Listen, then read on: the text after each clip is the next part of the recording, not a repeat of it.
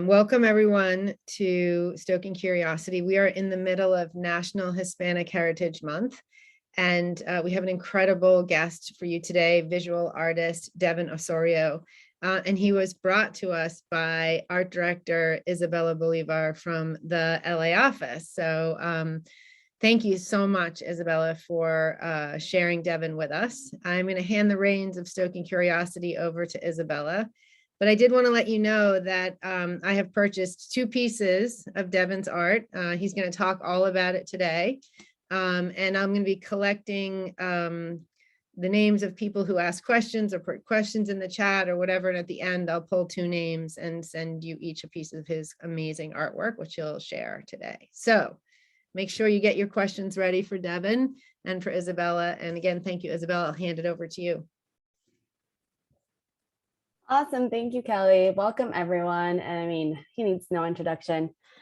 Well, please welcome Devin Osorio, an amazing artist that, I found through a friend's art magazine. And I was like, when Katie came to me and asked for some speaker recommendations, I was like, oh, perfect. He's so amazing for this to share. I mean, he's here to share his amazing creativity, some of his artwork, and a little bit about his background and his journey. So we'll get started. Welcome, Devin. Thanks. Yeah, thanks for having me here. And I'm so excited.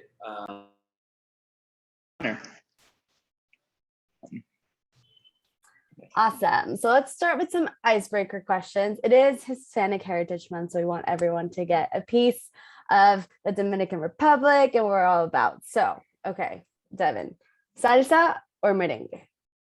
Uy, definitely salsa. Definitely. It's for dancing. Me a sexy jam. That's the ballroom dancing coming in, the little background there. I love it. Exactly. Okay. Mofongo or pastelón? Ooh, pastelón for sure. And my favorite forever will be my aunt's pastelón de plátano. Oh, okay. Tell us, what is that? Because I know mofongo, because in Brooklyn we have a lot of that, but not pastelón. So pastelón is, imagine, it's like a lasagna, but instead of pasta, it has, so this one will have like mashed plantains instead of the pasta layers.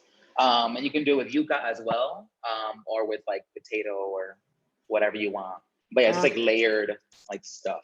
Amazing, layered stuff. That's all of Hispanic cuisine for you guys. Exactly. Just in a packet. Okay. Oil or acrylic for your art? Ooh, acrylic. Okay, sure. Definitely. Why is that? I mean, I see a lot of your paintings are acrylic. Is there a reason for that? Well, actually, I love oil, and I love the way oils mix colors together, and the fact that you can work slower with it. But I don't know, when it comes to my painting work, I'm a little too impatient for oil, and I like to kind of just get the ideas out and work with them. And also allows me to create texture with layering. I love it. So yeah, so that's why. Amazing. Okay, so you are Dominican Republic background, but you grew up in Washington Heights, and now you live in Mexico City because of work. Okay, exactly. So city or beach? Where do you thrive more? 100% city. I love me a good tan, but I need something else. Yeah, you need to bring the beach to the city. Exactly. So I tan often in like my rooftop, which isn't the same, but it still gets the job done. Yeah, and I'm still able to like roam around and have my boba tea or whatever the hell. Amazing. I mean, that's us Latinos. We bring the tropicalness to the city. Amazing. Exactly. Okay, and this one was an idea that you brought. Very controversial for every Latino. Romeo Santos, alone or with Aventura? Forever, Romeo Santos with Aventura. Yep. Amazing. And this one's a little product placement from the Mullen LA office. Corona or Presidente beer? Presidente. I got a rep. Sorry, guys. No. Sorry, team. Coronas are amazing. Thank you so much. Pero Dominican Republic Presidente for sure. So anytime you walk into a store, wherever, and you see Presidente, give it a try. It'll change your life. But also Corona. Also. Buy both while you're at it. Okay. Yeah, buy both. Amazing. Okay, so now let's dive into the actual artwork. We see you have some paintings on the back, really colorful, and actually, I see you're wearing the tunic painted on the back painting. Exactly. Artception. I love it. Okay. So tell us a bit about yourself, your background, what it was like growing up as a gender nonconforming kid in Washington Heights, and a little bit about your journey getting to be, the artist you are today. Yeah. So I grew up in Washington Heights. And actually I was not the artistic one in my family. My brother was. And I was kind of just hanging around and kind of just surviving and living. And I say surviving just because, especially in Washington Heights when I was growing up and in my block, it was all run by gangs and everyone I knew was in a gang. And I was just too soft to be in one. So it made it really difficult to grow up there. And I spent a lot of my childhood trying to get out as much as I could. And the funny thing is that I went to college in Savannah, Georgia. And after the first week, I was like, where am I? I need to go back, And then I was able to realize, right, like my anger isn't with the space, it's with the constructs and the structures in place. And the lack of availability to be soft and to be myself in that environment. And yeah, I started in fashion back in high school. And I was also into photography, and I was a part of the nonprofit called NYC Salt. That's amazing. And I started interning for a fashion house and doing textile work and fell in love with that process. And in time, I've kind of just grown into a painter. And yeah, that's what I do now. I mean, making your own fabrics, that's incredible. And was that the way you transitioned into, like, did you enjoy part of the textile making more than the fashion world at large?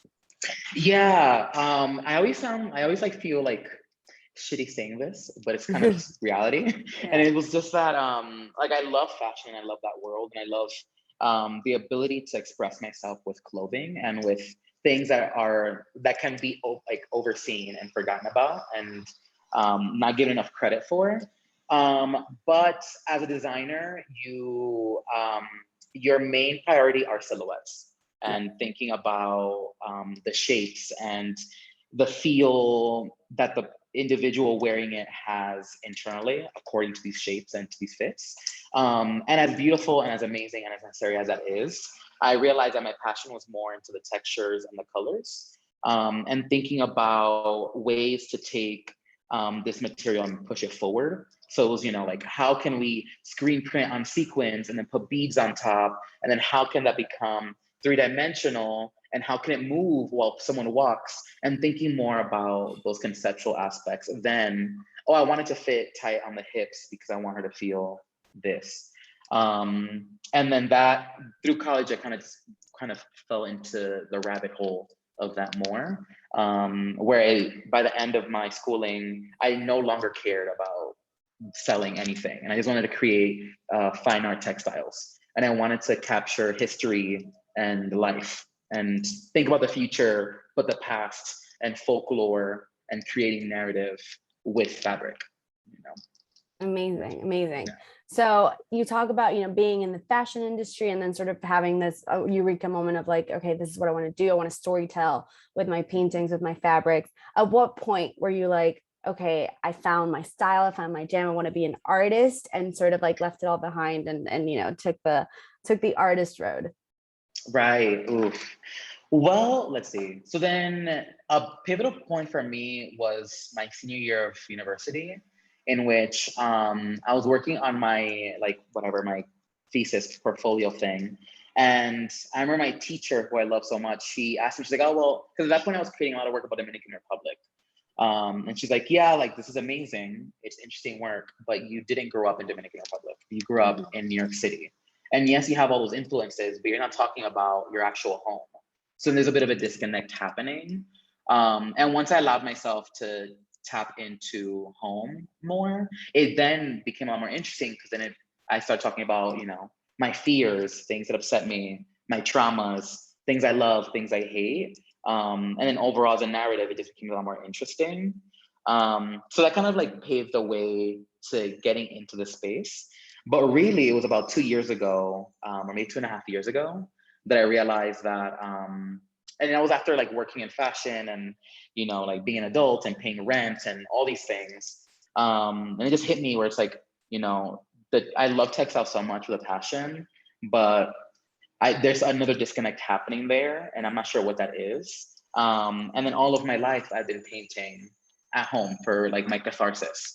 And I had been doing this form organically for so long, but never giving it the attention it deserved. And I had a friend call me one day and she was like, Devin, please stop messing up your life and just focus on this, please. And it's gonna go so well for you. And I listened to her because I really respect her. And now here I am talking to y'all. So Amazing. she was right.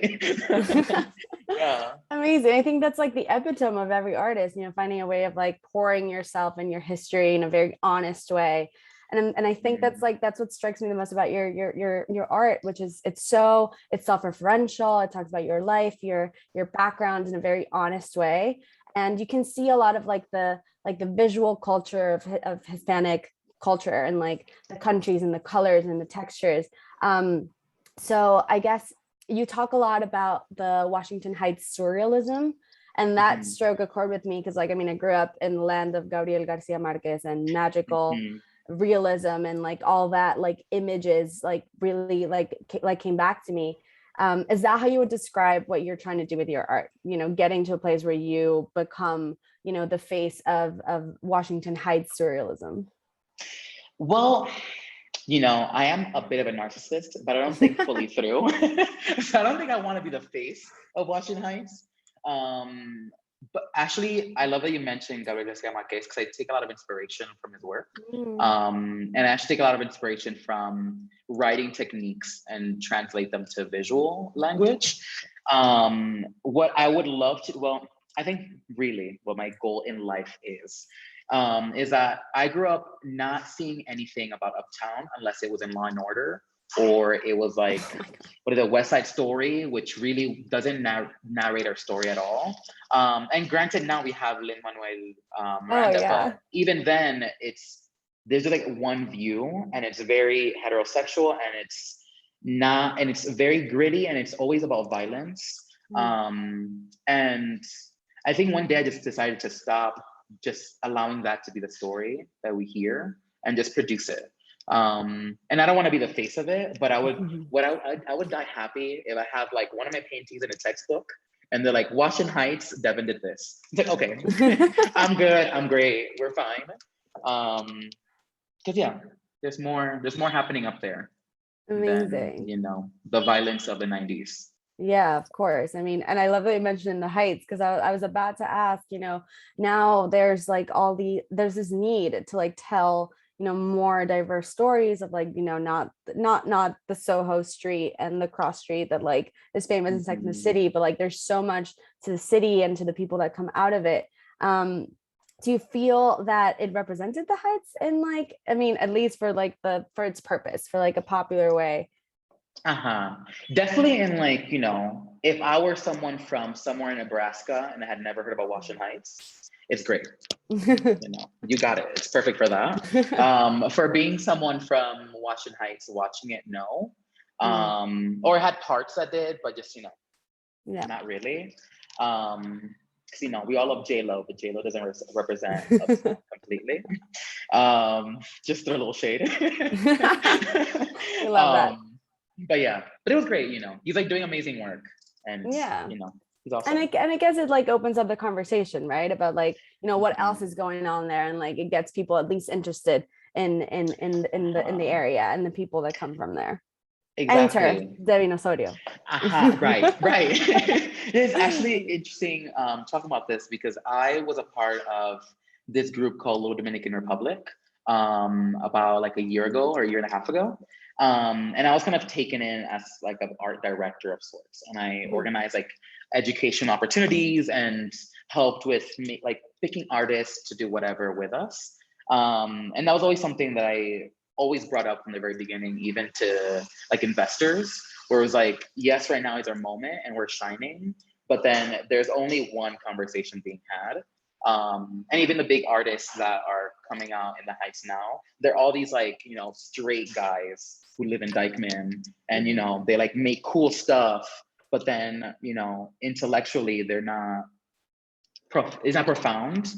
And that's the kind of work I was doing then with them, where it's like, let's have conversations. Like, what is it like having a drug dealer outside of your window when you're having dinner with your family? and Yeah. that's reality. And what does that look like? That's not Dora with Rolo-san. That's Yeah. something else. Yeah. Where's the culture? Where's the background? Mhm. And Yeah. and with that, is there like how do you approach the art making? Do you take like a certain moment, or do you tell a story? Like, how do you find ways to like dissect different parts of your journey and your history in each piece of work? Right. So it's kind of all of it together at once. So it's all very like insular, and I'm just thinking all the time and having conversations with friends. So then usually, let's see, because even the work I'm doing now, it'll start with an idea. So then for this one, it was a story of like my uncle. When I was younger, if you would ask him for anything, he would say it was in his eye. And then that was his like joking manner of saying, no, I'm not giving you $1. But then thinking, so then that story and that idea then grew in after doing research on like Krishna, the story of Krishna, where like Krishna was like eating something and the whole universe was inside of his mouth. And it's like, oh, well, there's a parallel there where like if the whole universe is in my uncle's eye, such as in Krishna's mouth, what does that mean as a man in Washington Heights? And then just like from there, pulling in different images. It's like, oh, if the whole universe is there, what does that look like? That means we have buildings. That means we have trees. That means the river, there's cows and a car for some reason. And there's plantains and like a tray of like potato chips. And it's all fitting within this space. So I'm kind of just constantly connecting all these things and somehow vomiting it Yeah. onto a composition. Organizing the brain in like, yeah, like if you could see, I'm sure that like if you could see these anecdotes, these stories that we grew up with that are sort of like fantastical in a way. Like, you know, like your grandma's story, similar to Gabriel Garcia Marquez, like when he tells his stories, it's all like, you know, enhanced type of Big Fish movie type thing. Like it's all like enhanced in a way that it's interesting and like you remember it more. That's what your paintings remind me of. Thank you. Yeah. Yeah, because I always think of it like, I don't know, if I'm describing a people or like a culture, then, you know, a space that needs to be put into question is the supernatural and the divine and the like monumental and the larger than life. Because that is then what, through these narratives, capture the mundane every day. So I do try to like tap into that a little bit, or as much as I can. It's like, how can we make gods out of ourselves? Yeah. And what does that look like? You know? Yeah, because that's kind of where we came from, right? Like sort of, you know, all the you know, indigenous cultures that influence religion and, you know, here, yeah. Exactly. Cool.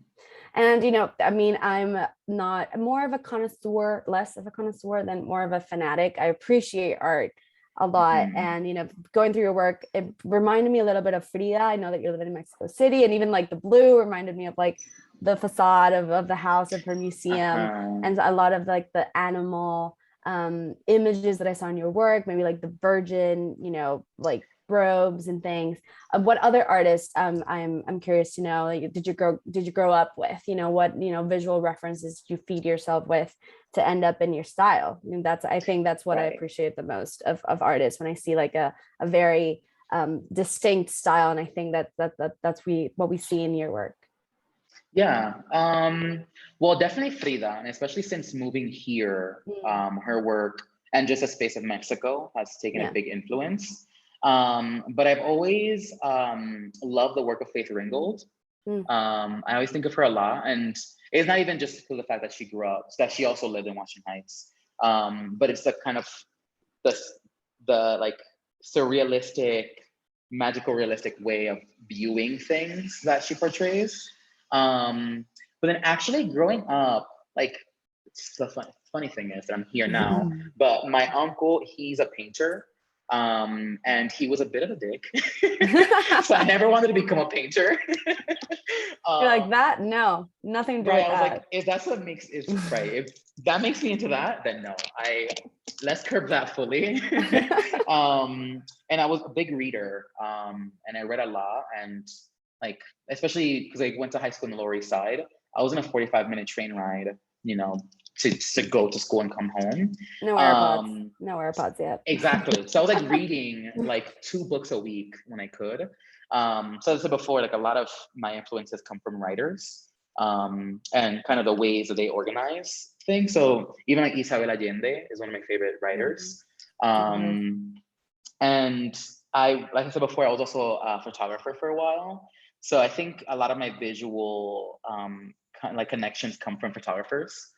So I love Alex Webb's work a lot. And like Richard Avedon, like his book with the hermaphrodites in it was really influential for me.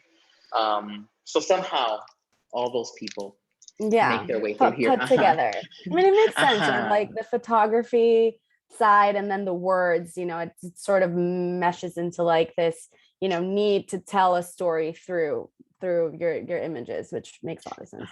Exactly. Yeah. It's interesting. I never like, even with you describing it that way, I can visually see how it's connecting, which I never saw before. Brain. Thank you. I'm reading your minds. I'm reading your minds beyond asking you questions. We're working well together. I love it. I love it. So you mentioned also growing up in the Heights and growing up like with, you know, the artists that are, you know, coming outside of the Heights right now are very, you know, one-sided, straight, heterosexual, you know, very cool artists, you know, similar to all the modern art we see today. What stereotypes are you like challenging in your artwork? Like, what do you like to feature? You know, like we mentioned, it's a lot of like self-referential stuff. You talk a lot about yourself and your identity. So what else, like maybe socially, have you addressed in your paintings? Yeah. So then socially, I focus a lot on kind of the connection, I think, between like ourselves. So then I feature like my family a lot, my friends a lot. And I talk about kind of the relationship between us and what divine can look like between ourselves. And doing a lot of research, like reading a lot of like Hindu mythology. I look at a lot of like Christian like images and statues, as you've mentioned. So I don't know. I think I've always tried to act from a place of love.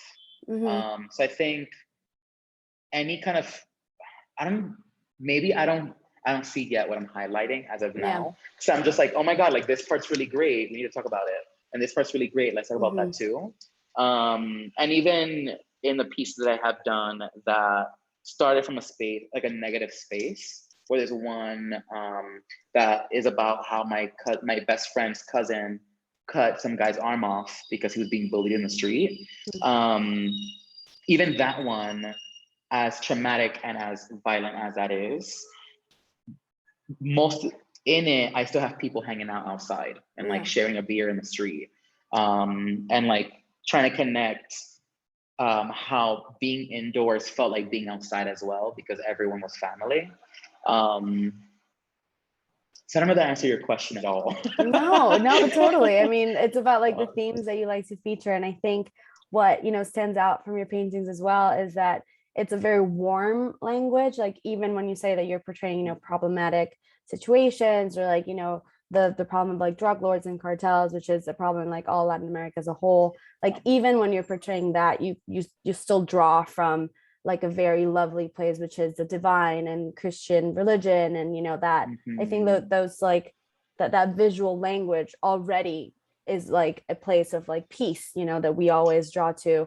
And I think it's a very Hispanic thing to like always go to your faith or your, you know, that higher purpose that we're sort of like, even if we're not, you know, firm believers in any religion right now, we grew up with. And, you know, that's what you see, you know, that using that visual culture to represent new things. So maybe like, you know, yourself, a gender non-conforming artist, you know, moving around the world, you know, things that you wouldn't see in that traditional religion, which is very, you know, amazing. Yeah, because even like with that said, it makes me think of a lot of like Latin music, like bachata, for example. A lot of if you dance to it, you know, it's very happy. You're in a party. In essence, this practice of making bachata music is where positive outcome. But if you listen to the lyrics, it's usually someone who's like really sad and about to like debating to drink a bottle until they die, or you know, some like even like Aventura, the band that makes songs about like abortion and like these really heavy subjects. that are not positive, but then you're hearing this when you're like drunk at the in the morning and dancing with someone you find really attractive, and Yeah. that dichotomy is really interesting to me. Yeah, someone said that the guitar almost sounds like it's crying. And it's so true. I mean, I always say that, Latin America is the most interesting to me, not biased at all, but musically, because there's so much conflict and so much political turmoil. And like, usually like the greats, Juan Luis Guerra, Rubén Blades, they all talk about like really political stuff in their music. And what comes out the other end is something to cheer people up, So Right. I love that you brought that up, because that dichotomy is very present, I think, in every form of Hispanic art. Yeah, you need to, like when dealing with trauma, you need to treat it with empathy.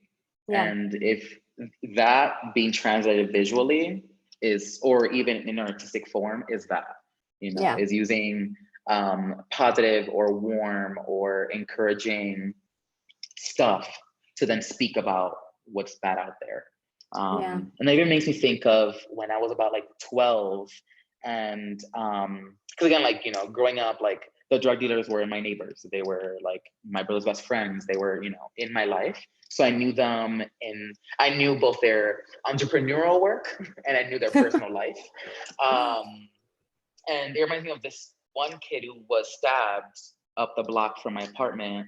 And I remember that really affected me because he was the same age as he was around my age, and he used to hang out a lot with my older brother. I remember I went like when he passed, like crying to my brother, and I was like, oh my God, like things need to change. Like it affected me deeply. And I don't know, like in the end, like we need to make something positive out of that and move on from there, because we can't be losing ourselves. We can't be losing our family. Yeah, and the culture. Well, I don't think who this was, but take your broken heart and turn it into art. I think it was Meryl Streep, or who was that? I don't know, but whoever that was wise. Yeah, very wise. Probably, generations older than we are right now. Amazing. So you talk about, drawing from your own personal experience. Is that what the creative process is for you? I know you talk a lot about like curiosity, and like if a successful artist is a child that didn't grow up yet. I feel like the curiosity is what we kind of lose on like as we grow up, and this panel is called Stoking Curiosity. So right, what do you think about that, about your creative process, and how do you stay creative even being through it all? Right. The way that I see, well, I think even as adults we are still curious. I think what happens is that our priorities just change, and they unfortunately have to. And I'm saying this as someone that started working in construction when I was 12. And then all my summers, instead of being in a park hanging out under the pump, I was whatever, like putting bricks on a wall and then decorating it for some office building. And then I realized this like 3 years ago, that I no longer was a person. Like I didn't matter as much as paying my bills did. And that happens to all of us because we still need to eat, we need to pay rent, and we also need to seem responsible and on top of our game. And I don't know, allowing ourselves to just sit with this creativity and to allow ourselves to explore and think however we want, and whatever comes organically to us is then being like a child again. Where we still need to be adults, but there are many ways of surviving, and surviving with joy is possible. They're not mutually exclusive. But yeah. That's beautiful. Yeah. That's beautiful. It's like when you see a child laughing, they're not, thinking about, why am I being carried? I want to walk. They just are. And I think exactly. We kind of get lost in the everyday. I'm sure for you, painting all day is a lot more peaceful than staring at a computer all day. Definitely very cathartic. Yeah. And yeah, it's interesting because even when I was working in fashion, it meant like being behind the computer all the time. And I loved it whenever I was able to work on concept work and paint and like get more to explore more for our end goal, which is a fashion line. Because it just made it where I could like be myself again. I could be human within this space. That's beautiful. Yeah. Love it. Love that you know, were able to get to a point where you're so comfortable and have so much to draw from, you know, from such a rich background to create all these amazing pieces. So with that, what would you say is like the one, not maybe not the one thing, but like the idea that you want people to take away with them from your art? Yeah. Oh, the one thing to take away from my art. Well, definitely. Well, the one thing that is unanimous within it is um, that there is love within ourselves and there is love to be shared within our community, and that everything is important. And that's why I include like objects that I grew up with.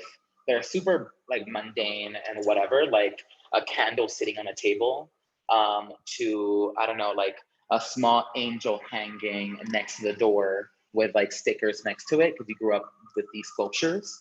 Like all these things are so important and so valuable. And they describe so much of yourself as they do of the place you live in and who you're with.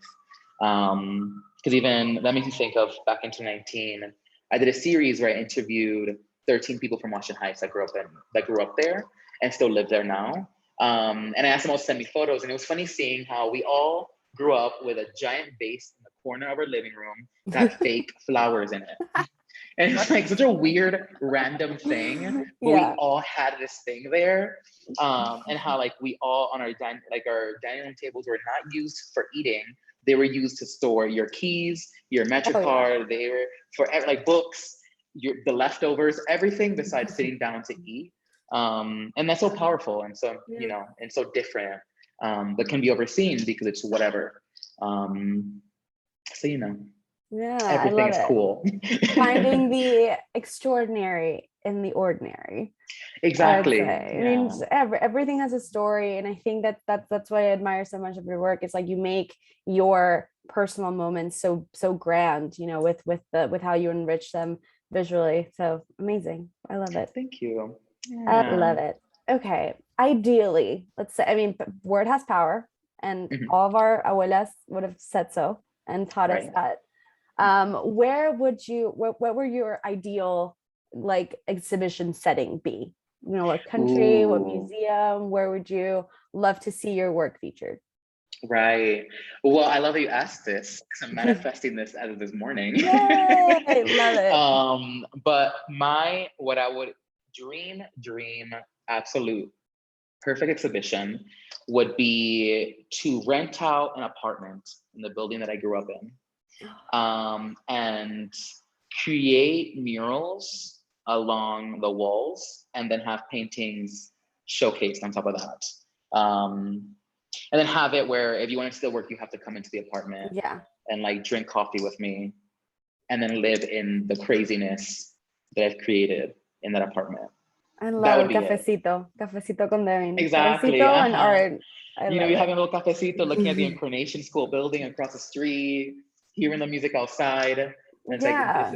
this is all it. It all makes sense now. It's an immersive experience, you know. Mhm. I'm a firm believer that, you know, places hold energy. So if you are, you know, a part of you is still in that building, and I'm sure upon your return, because we're manifesting this and, you know, putting your art there, will be like full circle. Very powerful. Exactly. Yeah. I love See, that. that Yeah, is bring real it to soon. manifesting for sure. Just have to, you know, Yes. write it on like in front of you, like, where you're seeing it every day, you know, to bring it into life. Yeah. Well, Sí, we'll see. ahí viene, Okay. ahí viene. Ahí viene, seguro, seguro. Okay. Okay, one last question. Anything you're excited about that's coming up that you want everyone here to know about? Any exhibitions, collaborations? We know, I mean, we do have 2 of his artworks to be raffled out. So amazing. But anything we should be on the lookout for that you're excited about? Yeah. Well, actually, this year or 2022 is going to be really insane for me, because I've been invited to do a few solo shows, and to be a part of really big group shows, which is really exciting. And actually, tomorrow is the opening of a group show here in Mexico City, which is fun, with Edith, actually, in her space. Amazing. So, definitely check out the Apartaco Instagram and website. So the new work's there. And yeah, I think right now, I've tapped into a space that I've never been able to before creatively. And I'm just really excited to have time and space to work and just Yeah. make. Cause yeah, I want to see the little doodles become full grown things. Amazing. Do Time. you sketch like small scale and then you figure like how do you choose the size, say, for a painting?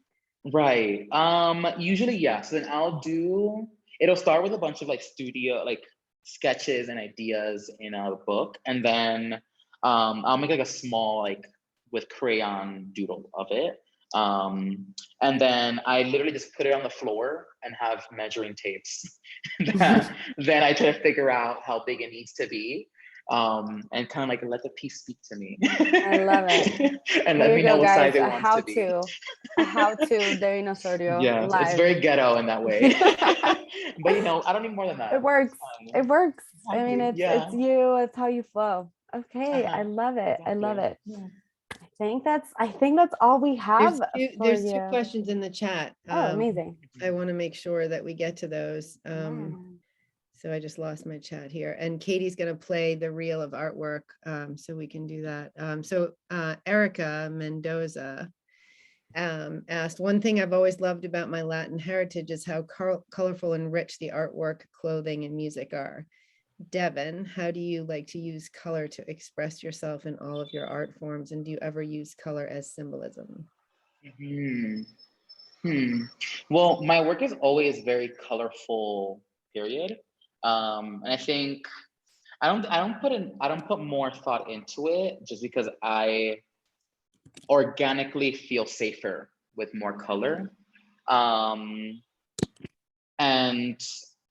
at times I have used color symbolically. So for example, even the piece behind me, like the yellow, it's meant to be kind of an altar of types. And I do see yellow and purple as divine or like supernatural colors. And I use them a lot whenever I'm talking about those subjects.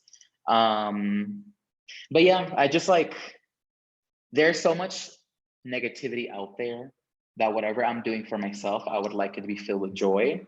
And that means lots of patterns, lots of colors, playing music while I'm working, even having a novela on while I'm at it. And just whatever I'm doing, making sure it feels fully myself. And allowing myself not to over question that, and allowing myself to just let whatever needs to be there be present, and share space with it. That sounded very preachy of me. I'm sorry. Oh no, I mean we love a novela background, and it just brings the culture to life, to the forefront. It does. And also it's nice to like take a break from the drama. It's like, oh my God, wow. Okay, let's go back. Okay, let's go back to reality. Okay, we have a question from Maurice, and he says, I'm wondering if Devin has any thoughts on why fashion and textiles are often treated as high or fine art and a valid form of self-expression. Is it because of their perceived femininity or just ties to commerce? Right. It's both actually. And it's interesting because a lot of during my university, we spoke a lot about the disregard for textiles specifically because it was a textiles program.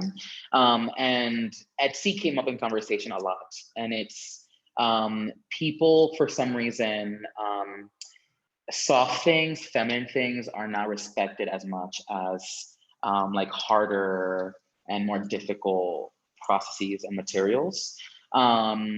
And because we see textiles so often on our bodies and being sold in the street or as a doily on your grandma's table, for some reason that's less important than like a bronze sculpture outside. And yeah, it's both, unfortunately. And I'm grateful that, or I love that right now, there is a big shift because that conversation is being had, where you're seeing soft sculptures in gallery spaces and they're being respected and loved more. And especially now with the pandemic and with the way that people are purchasing, the handmade is being regarded more than the industrially made.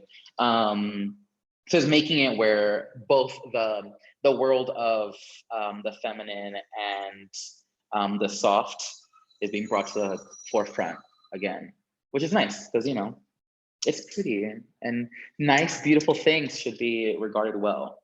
And yeah.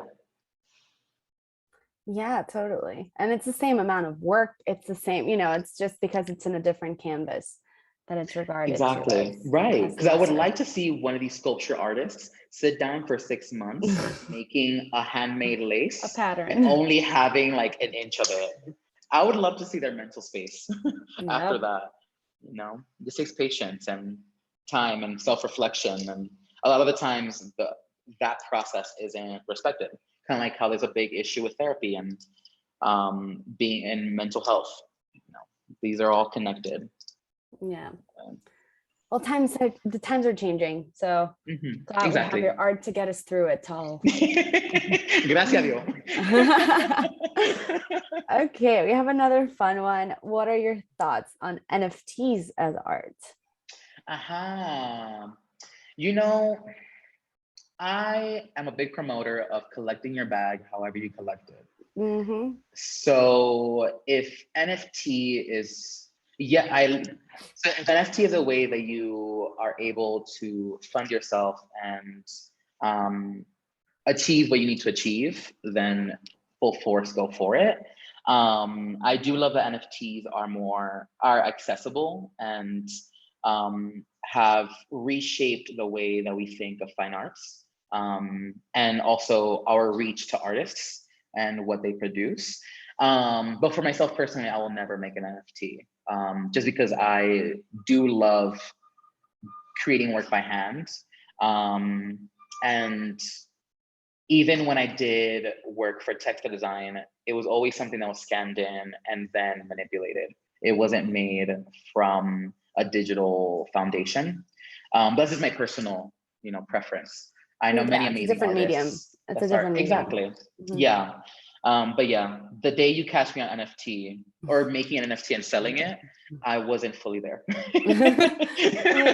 He wasn't there, not in the building. Something happened to me. Exactly. Awesome. Okay, and one last question we have from chat from Meg. How do you feel about experiential and immersive art like Meow Wolf? And will you ever explore fashion again on your own terms, like the tunic you're wearing? I don't think we shared with the group that he's wearing a tunic, painted, like self-painted. So. I love experiential work, and I actually do want to explore more with installation work. And I don't know. I think I allow myself to organically to create whatever needs to happen at the moment. So actually, I want to start making sculptures soon, and exploring how to bring my textile passion with my painting together. Because I think I just want the work to always like capture and get deeper into myself and share my emotions as much as possible. And that changes by composition, that changes by conversation. Yeah, I definitely will. And in fashion, I do miss it. Like I don't miss the glamour of it. I miss the day-to-day, like working with a team and creating like these beautiful garments that are like, being walked by beautiful people and that whole fantasy, because it takes out of the gallery and it's like real life then. And even I think with my manifested image of the perfect exhibition, it does that. It just takes whatever I'm creating and brings it to real life and allows us to be in that concept together. So I will at some point. I'm hoping one day I can do a collaboration or something like that with a big brand. But we'll see. Right now I'm like obsessed with painting and figuring out how all the different ways I can mix colors and move this liquid plastic around onto fabric to create whatever it is. So I think once that obsession dies down, then maybe we'll move on. Yeah, time for a new canvas. I mean, you're already doing it, so I'm sure it'll fall off. So if you see a painting, you'll be like, "Oh, I would wear that," and I'm sure a lot of people will wear it too.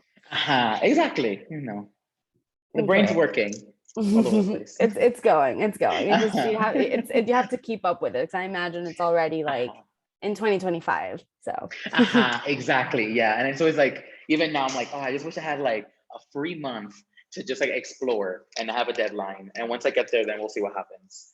So yeah, so amazing. I'm in the beautiful position of, being asked for more work than I have done, which is such a blessing. Yeah. So yeah, we're gonna keep writing this out. Pre-order. Amazing. We love it. Okay, one more from Courtney. What type of space is the most conducive to your creating of art? What's the ideal setting, headspace, etc.? Right. Ooh. Well, for me, this never happens to me because I am a crazy Virgo and I like to fill up as much of my time and myself as possible. And with that, I'm also a people pleaser and don't know how to say no. So the most conducive space for me, or the best place for me to be creative, is when I'm bored, which never happens. And I need to have a lot, like, have so much free time that I'm over myself and I'm no longer finding a new task list of things to do. And then that's when my brain can explode and go wild and start to make connections of things that I wasn't thinking about before. And also, like, leaving helps a lot. So I move quite often. And I think changing my physical location allows me to see in a third person all the things that I want to talk about, and not get so bogged down into the emotions that I then can't visualize them. So yeah, being bored in a new space. We love it. I mean, that's like getting bored, check, but moving to a new space, I think that's a shared experience of all Hispanics that moved around. When you are here and you look back, you see everything with like senior goggles, you're like, oh, it's so Exactly. beautiful. And it's a very different experience than when you're actually there. So, bringing a little bit of home with you and finding it in different spaces, I definitely relate to that. Yeah. Okay, I think that's all the questions from the chat. So I think we can move on to the fun part. Okay. The giveaway. So I put everybody in this little box. I wrote everybody's name that made a comment and a question. So I'll pick it live. Pick 2 live.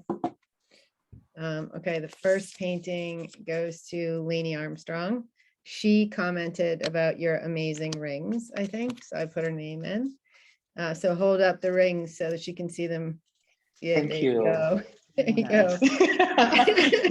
And the second one goes to Maurice Loach. He asked another question later in the thing. So Lainey and Maurice, send your home address to Courtney Shepherd and we'll make sure to get you Devin's paintings. Congratulations. Thank you, everyone. Congratulations. Thank you. Isabella, oh my God, you were amazing. You were so great. Thank you for bringing Devin to us and thank you for an amazing interview. And Devin, thank you so much for your time today. Everyone really enjoyed it and got so much for it. And I think surviving with joy is the quote that I'm going to leave with. So thank you.